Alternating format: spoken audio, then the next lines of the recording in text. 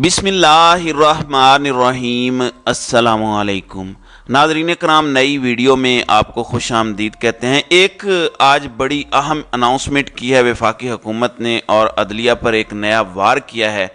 Justice Umar Ata Bandial और justice Mazahir Ali Naqvi के हवाले से जो एक कमीशन बनाया गया है ऑडियो लीक्स और ऑडियो लीक्स की तहकीकात के लिए, ये दर हकीकत इनके खिलाफ एक कार्रवाई की कोशिश की गई है, कार्रवाई का आगाज़ किया गया है। मैं इसकी कानूनी हैसियत पर सबसे पहले बात करना चाहता हूँ।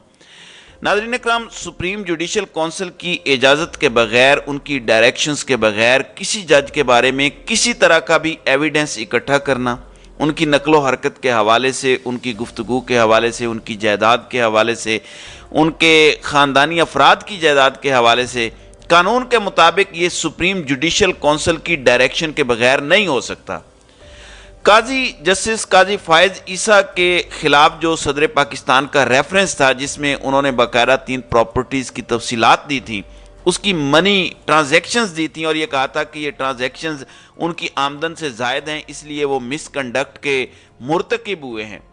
लेकिन सुप्रीम कोर्ट ने एविडेंस को नहीं देखा था। वो प्रॉपर्टी कैसे और कहां से खरीदी गई, वो पैसे कहां से आए, वो मनी ट्रेल आज तक नहीं दी गई। लेकिन सुप्रीम कोर्ट ने उस बुनियाद पर वो फैसला किया था कि जजिस के बारे में अगर तहकीकात करनी है तो वो आम आदमी, आम इदारा या हुकूमत नहीं कर सकती, क्योंकि इससे इंडिपेंडेंस ऑफ जुडिशरी का मामला जुड़ा हुआ है। ब्लैकमेल करने के लिए, किसी को दबाव में लाने के लिए अगर कोई हुकूमती इदारा किसी के खिलाफ तहकीकात का आगाज कर दे तो इसका क्या मतलब है। इसलिए इसको तय किया गया था कि ऐसे नहीं होगा। अगर कोई भी एविडेंस लेना है, कोई भी तहकीकात करनी है, तो आप सुप्रीम जुडिशल काउंसिल को दरखास्त दें। सुप्रीम जुडिशल काउंसिल अगर मुनासिब समझे, जिसमें 5 सीनियर तरीन जजेस शामिल हैं, तो वो उस महकमे को कहकर इस हवाले से एविडेंस ले लेंगे। तो अभी काजी फायज ईसा की सरबराही में जो कमीशन बनाया गया है, जिसमें जो इस्लामाबाद हाई कोर्ट के जस्टिस आमिर फारूक हैं वो शामिल हैं, फिर बलूचिस्तान हाई कोर्ट के चीफ जस्टिस भी शामिल हैं, ये कानूनी तौर पर काम नहीं कर सकता, इसलिए कि इन तहकीकात का इख्तियार सुप्रीम जुडिशल काउंसिल को है, क्योंकि इसके TORs बनाए गए हैं। जो इसका नोटिफिकेशन है, 1 महीने में कहा गया है कि इस कमीशन ने कार्रवाई मुकम्मल करनी है, और अगर कमीशन समझता है कि 1 महीने से उसको ज़्यादा टाइम चाहिए तो वो ज़्यादा टाइम के लिए दरख्वास्त दे सकता है वफाकी हुकूमत को। अब इस कमीशन ने करना क्या है? नाज़रीन कराम, मैं एक और अहम बात आपको बताता हूँ। एक ऑडियो लीक आई थी चौधरी परवेज़ इलाही की जस्टिस मज़ाहिर अली नकवी के साथ, उसकी तहकीकात का कहा गया है। फिर उसके बाद प्रिंसिपल सेक्रेटरी मोहम्मद खान भट्टी की भी एक ऑडियो आई थी। फिर ख़ास तौर पर मखसूस बेंचेस के सामने मुकदमे लगवाने का जो मामला है, उसकी तहकीकात की बात हुई। अब ये सुप्रीम कोर्ट ऑफ पाकिस्तान के इंटरनल इश्यूज हैं। बेंच लगाना ना लगाना, इसका इख्तियार चीफ जस्टिस ऑफ पाकिस्तान के पास है। और जो मुतनाज़े कानून साजी हुई, जिस पर स्टे दिया 8 मेंबर बेंच ने सुप्रीम कोर्ट के, उसी पर इसको रोका गया कि ये जो कानून में तब्दीली की गई है कि चीफ जस्टिस की बजाय 3 सीनियर जजेस तय करेंगे कि सोमोटो लेना है या नहीं लेना, इसी तरह बेंचेस का फैसला करेंगे, तो इस पर 8 मेंबर बेंच ने स्टे दिया हुआ है। और एक इख्तलाफ चल रहा है, क्योंकि हुकूमत चीफ जस्टिस से ये इख्तियार लेना चाहती है। अब ये इसी मामले को काजी फायज ईसा, जस्टिस आमिर फारूक और बलूचिस्तान हाई कोर्ट के चीफ जस्टिस को इन्होंने इसमें नॉमिनेट करके ऑडियो लीक्स की तहकीकात का ये सारा काम उनको दिया है कि मखसूस बेंचेस को केस लगते हैं, कैसे लगते हैं।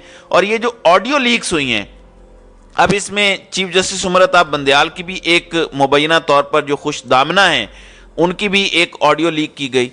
तो चीफ जस्टिस उमर अता बंदयाल और जस्टिस मज़ाहिर अली नकवी और उनके अहले खाना, ये खास तौर पर इस सारे कमीशन में जो बनाया गया है निशाना होंगे। अब ये सुप्रीम जुडिशल काउंसिल की डायरेक्शन के बगैर नहीं हो सकता। फिर चीफ जस्टिस आसिफ सईद खोसा की सरबराही में एक बेंच ये फैसला दे चुका है कि कौन सी audio video evidence court of law में एडमिसेबल होंगी। यानी अगर आप किसी को सजा या जजा देते हैं तो एविडेंस या सबूतों की बुनियाद पर ही देते हैं ना, तो कौन सा सबूत कानूनी है और कौन सा गैर कानूनी? क्योंकि अगर कोई सबूत ही गैर कानूनी होगा तो उसकी बुनियाद पर आप किसी के खिलाफ कार्रवाई नहीं कर सकते। ऑडियो लीक्स या वीडियोस के बारे में यह फैसला आ चुका है کہ یہ بہت ضروری ہے دیکھنا کہ یہ آڈیو ویڈیو لیکس کس کے کہنے پر کی گئیں، کس کی ڈائریکشنز پر کی گئیں، اس میں کون سا ایکوپمنٹ استعمال ہوا اور اس کو ریکارڈ کرنے والے کون تھے۔ اس میں بہت سی اور بھی چیزیں شامل ہیں جو میں یہاں ذکر نہیں کرنا چاہتا۔ تو سب سے پہلے تو دیکھنا ہوگا کہ کیا یہ آڈیو ایڈمیسیبل بھی ہے کہ نہیں، اور پھر اگر اس میں کوئی جج آتا ہے تو پھر سپریم جوڈیشل کونسل کی ڈائریکشن کے بغیر آپ اس معاملے کو چھیڑ ہی نہیں سکتے، کیونکہ اس کا تعلق انڈیپینڈنس آف جوڈیشری سے ہے۔ یہ بالکل طے شدہ بات ہے۔ قاضی فائز عیسیٰ مستقبل کے چیف جسٹس ہیں، انہوں نے بہت سے اچھے فیصلے دیے ہوں گے، لیکن حدیبیہ کیس میں انہوں نے جس طرح شریف خاندان کو ریلیف دیا، میری رائے میں وہ فیصلہ قانون اور آئین سے متصادم تھا، اور اس پر بہت زیادہ قانون دان گفتگو کر کے اس فیصلے کو غلط قرار دے چکے ہیں۔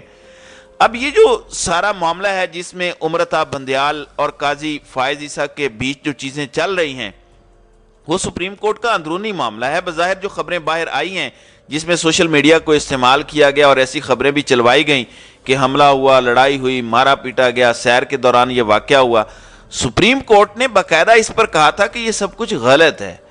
اب قاضی فائز عیسیٰ کو اس کمیشن کا سربراہ بنانے کا مقصد کیا ہے؟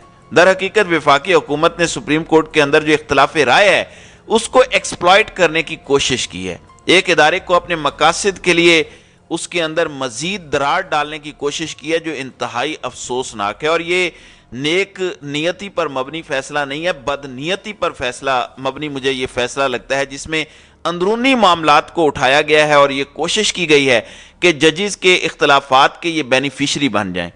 اگر وزیر اعظم نے واقعی کسی چیز کی تحقیقات کے لیے کمیشن بنانا ہے، اگر آپ اس ملک سے محبت کرتے ہیں، سپریم کورٹ بھی بطور ادارہ اتنا ہی اہم ہے جتنا افواج پاکستان ہیں، اہم ہے۔ در حقیقت آپ سپریم کورٹ کو توڑنے کی کوشش کر رہے ہیں، آپ سپریم کورٹ کے اندر مزید اختلافات بڑھانے کی کوشش کر رہے ہیں۔ اگر آپ نے کوئی انکوائری کروانی ہی ہے تو 9 مئی کے واقعات کی کروائیں۔ تحریک انصاف کا جو احتجاج تھا اس کو پرتشدد کس نے بنایا؟ جو نقاب پوش آئے جن کے ہاتھوں میں ماچسیں تھیں وہ کون تھے؟ پھر یہ تحقیقات کروائیں کہ اینڈ ٹائم پر ساری پولیس کہاں غائب ہو گئی، چھاونی کے اندر کیسے حملہ ہو گیا۔ یہ وہ معاملات ہیں جن پر انکوائری کروانی چاہیے اور قوم کے زخموں پر مرہم رکھنے کی ضرورت ہے، کیونکہ اس میں سب کو سازش نظر آتی ہے۔ پاکستانی اداروں کے خلاف پاکستان کے لوگوں کو لڑانے کی کوشش کی گئی، اور جو پاکستان کا دشمن ہے وہ ہماری افواج اور عوام کے بیچ تعلق کی وجہ سے پریشان تھا، کیونکہ ایسی مثال دنیا میں نہیں ملتی۔ بہت کم اقوام ایسی ہیں جہاں پر فوج کے ساتھ عوام کا تعلق اتنا میچیور اور مضبوط ہو۔ تو انکوائری کرنی ہے تو اس کی کروائیں۔ امرتا بندیال یا مظاہر علی نقوی کے خلاف آڈیو لیکس کے نام پر تحقیقات غیر قانونی ہیں۔ تو ایسا لگتا ہے کہ آنے والے دنوں میں معاملات مزید گمبھیر اور خراب ہوں گے، کیونکہ یہ عدلیہ کے فیصلوں کو ہوا میں اڑا رہے ہیں۔ اب لاہور ہائی کورٹ کا فیصلہ ہے کہ 72 اراکین اسمبلی پارلیمنٹ واپس جائیں اور سپیکر سے بات کریں، اور ان کے استعفوں کا نوٹیفیکیشن بھی غیر قانونی ہے۔ اب خرم دستگیر جو نون لیگ کے وفاقی وزیر ہیں وہ کہہ رہے ہیں کہ لاہور ہائی کورٹ کون ہوتا ہے فیصلہ دینے والا؟ ہم نہیں مانتے لاہور ہائی کورٹ کا فیصلہ، یہ سپیکر کی ثوابدید ہے، ہم یہ فیصلہ نہیں مانیں گے۔ دوسری جانب جن پولیٹیکل ورکرز کی رہائی کا عدالت حکم دیتی ہے، جیل سے جیسے ہی وہ لوگ نکلتے ہیں تو ایک اور پرچے میں ان کو دھر لیا جاتا ہے۔ اب فیصل آباد کے تقریباً 122 افراد کی رہائی کا فیصلہ لاہور ہائی کورٹ نے دیا ہے۔ اس سے پہلے عالیہ حمزہ جو قومی اسمبلی کی ایم این اے رہ چکی ہیں، وہ ضمانت لے کر نکلی تو ان کو ایک اور پرچے کے نام پر پکڑ لیا۔ تو عدالتوں کو نیچا دکھانے کے لیے یہ حکومت عدالتی ریٹ کو مسلسل چیلنج کر رہی ہے۔ جسٹس گل حسن اورنگزیب کے کل کے ریمارکس سے انہوں نے کہا کہ یہ وقت گزر جائے گا، لیکن جو زخم آپ لگا رہے ہیں، جو دھبے آپ لگا رہے ہیں، اس کے اثرات ہمیشہ رہیں گے۔ تو عدالتی فیصلوں کو یہ حکومت ہوا میں اڑا رہی ہے۔ ہم نے دیکھا کہ فواد چودھری ضمانت کروا کے باہر نکل رہے تھے تو آگے پولیس کھڑی، وہ بیچارے بھاگتے بھاگتے دوبارہ عدالت میں واپس پہنچے۔ آپ علی محمد خان کو دیکھیں، وہ باہر نکلے اور ان کو اٹھا لیا گیا۔ علی امین گنڈاپور کو پکڑنے کے لیے جو ڈی پی او گیا، اس نے سیشن جج سے کہا، سیشن جج نے پہلے ان کو بتایا کہ میں نے ان کو ضمانت دے دی ہے، آپ اگر اس کو پکڑیں گے تو توہین عدالت ہوگی۔ اس پر ڈی پی او جو ڈی آئی خان تھا، اس نے کہا کہ مجھے بلا لیں توہین عدالت میں، مجھے کوئی پرواہ نہیں ہے، میں نے آج ہر حالت میں علی امین گنڈاپور کو گرفتار کرنا ہے، اور علی امین گنڈاپور کو اس نے گرفتار کیا۔ ان کے بال بھی کاٹے گئے۔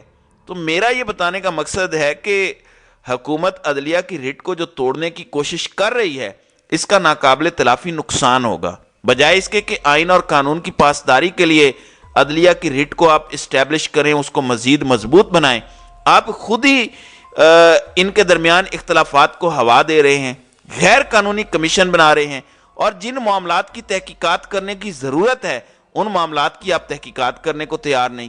تو مجھے یہ لگتا ہے کہ یہ جو کمیشن بنایا گیا ہے یہ بدنیتی پر مبنی ہے، اور مجھے یہ بھی لگتا ہے کہ یہ عدالت میں چیلنج ہوگا اور صورتحال مزید اس سے گمبھیر ہوگی، کیونکہ اس کی قانون اور آئین میں مجھے کم از کم کوئی گنجائش نظر نہیں آتی۔